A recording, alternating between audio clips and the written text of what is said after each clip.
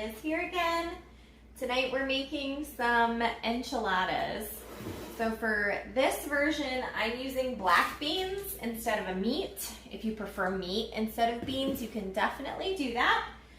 My family only eats a few meals a week that have meat, and so we prefer to do black beans, but you can definitely do chicken or beef. It's a pretty easy substitution. I would just say do about 4 ounces of meat per person. So depending on how many people you're feeding, a pound of meat should feed about 4 people. So keep that in mind.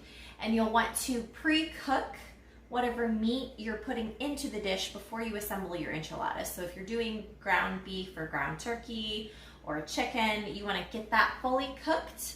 If you're doing chicken, I would shred it or dice it into small pieces. Ground meat, obviously, you would just brown lightly in the pan and put it into your enchiladas as you assemble. So for this recipe, I'm using black beans. You're also going to need 8 ounces of cream cheese softened. So if you didn't stick it out, you can pop it in the microwave for about a minute until it's nice and soft. About 16 ounces of sour cream or Greek yogurt. Greek yogurt, if it's plain, has the same tanginess as sour cream, but it adds extra protein. So sometimes we do that as well to add a little bit of extra protein to our meal. And then depending on how spicy you like your enchiladas, you can either do 2 cans of enchilada sauce. So depending on where you're shopping and what brand you're using, these cans will be between 10 and 15 ounces. So 2 of that size is what I recommend. Or you can do 1 can of enchilada sauce and then do half regular tomato sauce and mix them to make the sauce more mild if you don't want it too spicy.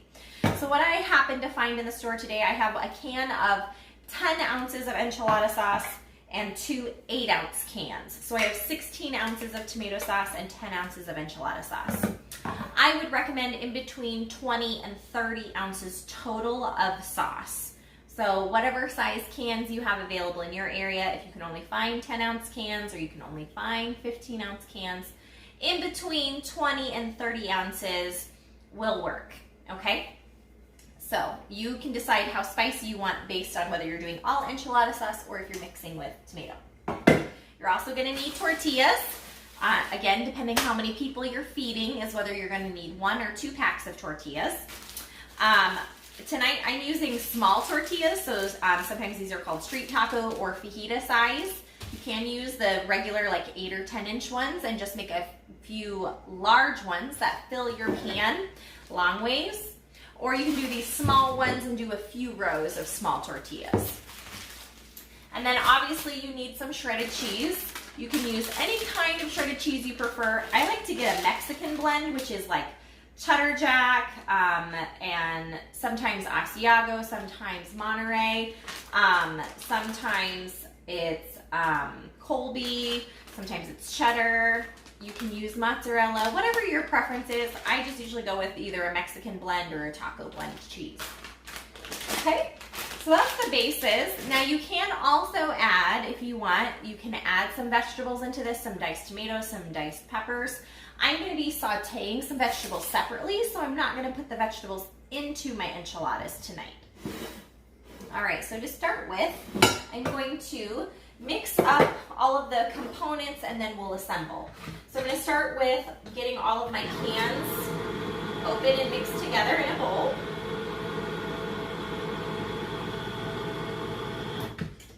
Like I said, I'm doing slightly more tomato sauce than enchilada sauce, so it's a little bit more mild.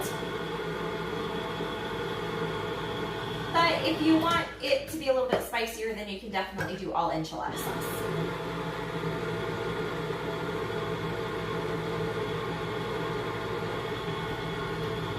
All right, I'm going to grab a bowl really quick. I'm just going to mix all of these together.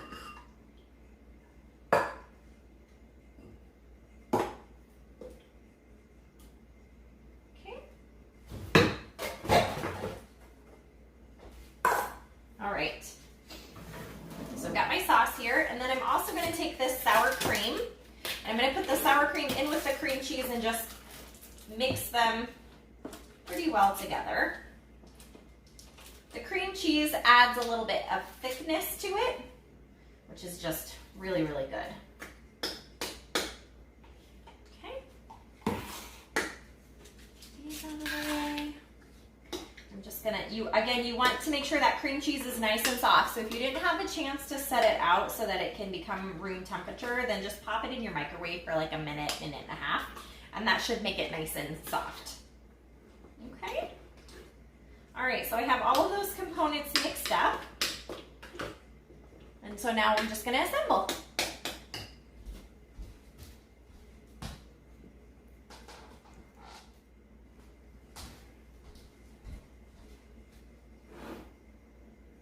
Hey, okay, so we're gonna assemble our enchiladas here.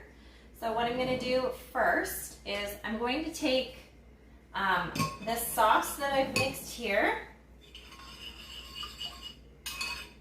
and I'm just gonna pour just enough in the bottom of this pan to cover. And again, depending on how many you're making is whether you wanna use a 9x13 or if you wanna use like an 8x8 pan. Just like that. I'm just gonna cover the bottom of the pan. Okay. And then I'm going to take one of these tortillas.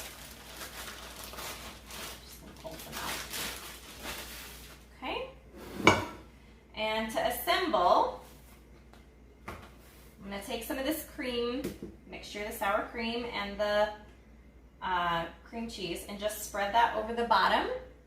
And then I'm going to take this, make sure you rinse and drain your black beans so that they're not full of liquid still, just like that. And then I'm going to take just a small sprinkle of the shredded cheese down the middle, and then just kind of fold it up and tuck just the edge. And then we're just going to place those into the pan like that. Now, because I'm using small ones, I'm going to do 2 rows side by side. If you're using a full-size tortilla, then you can just do them long ways all the way across. But if you're using small ones, we'll just make 2 rows. And depending on how full you make these, obviously, is how many you're going to use. If there's not as much in each one, then you can line up more. If they're pretty full, you won't use as many of the tortillas.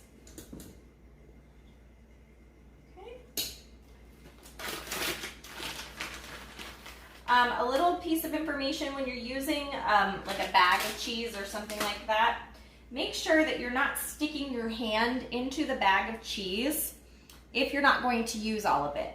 Because if you stick your hand down into a bag of shredded cheese and then you don't use all of it and you put it back into your fridge, you've introduced bacteria that's naturally on your hand just from touching things throughout the day, even if you wash them. You can introduce bacteria into that bag of cheese and cause it to mold. And so even though maybe your cheese isn't expired, your cheese will start to mold because it's been touched. So if you're not going to use all of the cheese in the bag, pour it out into a bowl or something so that you're not putting your hand down in it and then sticking that bag back in the fridge. Now, if you're going to use all of the cheese in the bag, then that's fine, but don't stick your hand in it and then put it back into the refrigerator. So we're just going to continue this process until the pan is full. And then once the pan is full, we'll sprinkle the top with some shredded cheese, put it into the oven, and bake it at 350 for about 30 minutes until it's kind of golden on the top and it's bubbling.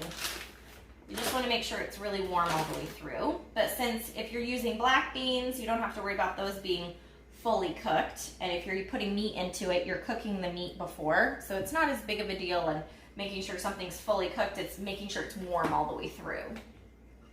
Okay? So you just continue this process until the pan is full, and then sprinkle shredded cheese all over the top of the tortillas. What you're going to want to do, all of this extra sauce here, before you put that cheese on, you're going to pour that more of that sauce all over the top of those so that it can kind of soak in. Okay? So I'm going to continue assembling here, and I'll show you what we're going to do at the end.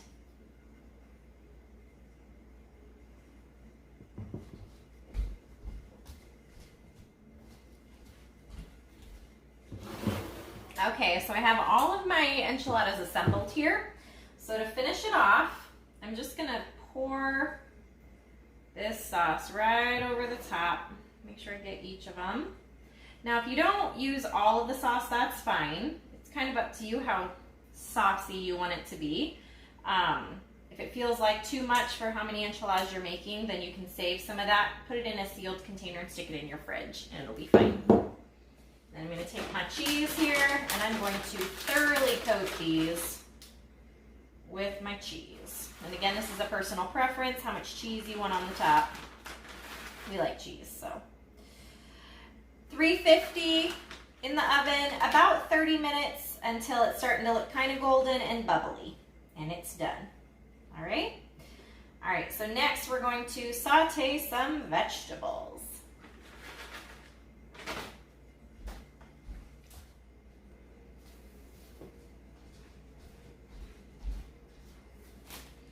All right, so I have the enchiladas in the oven for about 30 minutes, and I'm gonna start my sauteing my vegetables.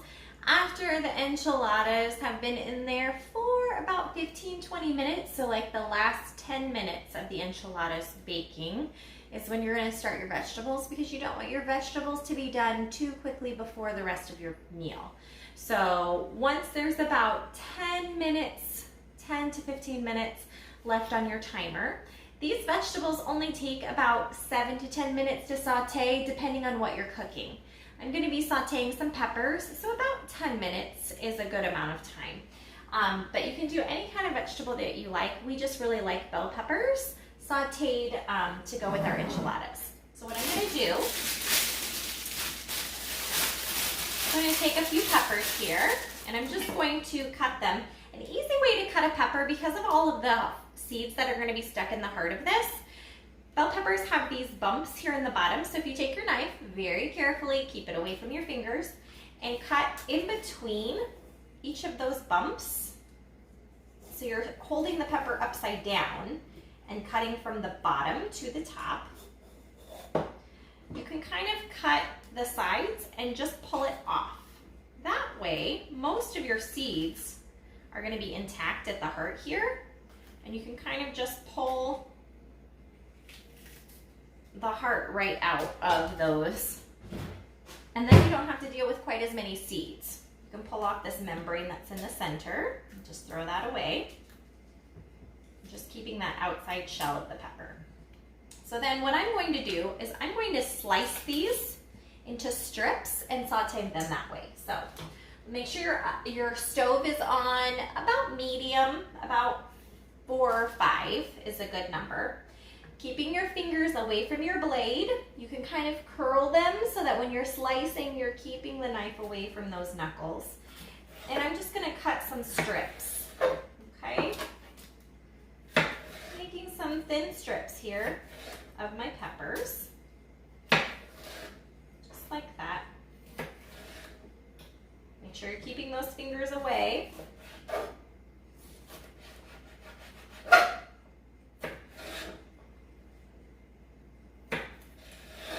Just like that, some nice thin strips. I'm gonna do that to both of these peppers.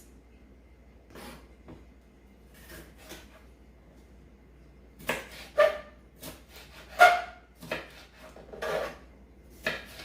can also do some strips of onion, give it a really nice flavor. And we like to serve those right along with the enchiladas.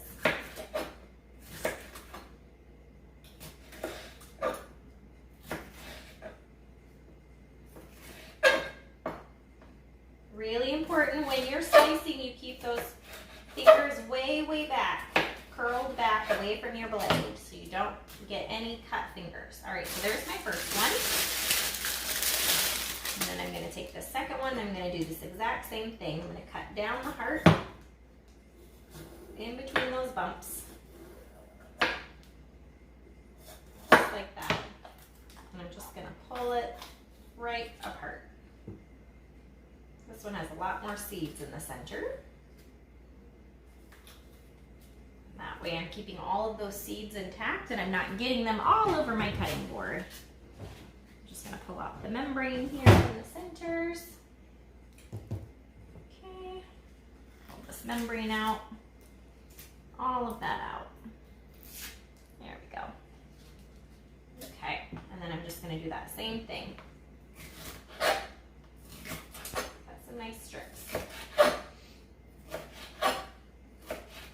Sauteed peppers are a great complement to a Mexican dish. They also go really well in it. Sometimes I'll stick some peppers into my enchiladas, or you can make fajitas with some nice sauteed peppers and meat, or tofu if you're a meatless family. Sauteing some tofu with the peppers picks up some really nice flavors.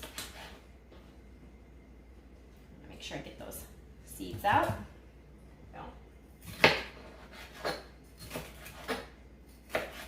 Just like that. Okay.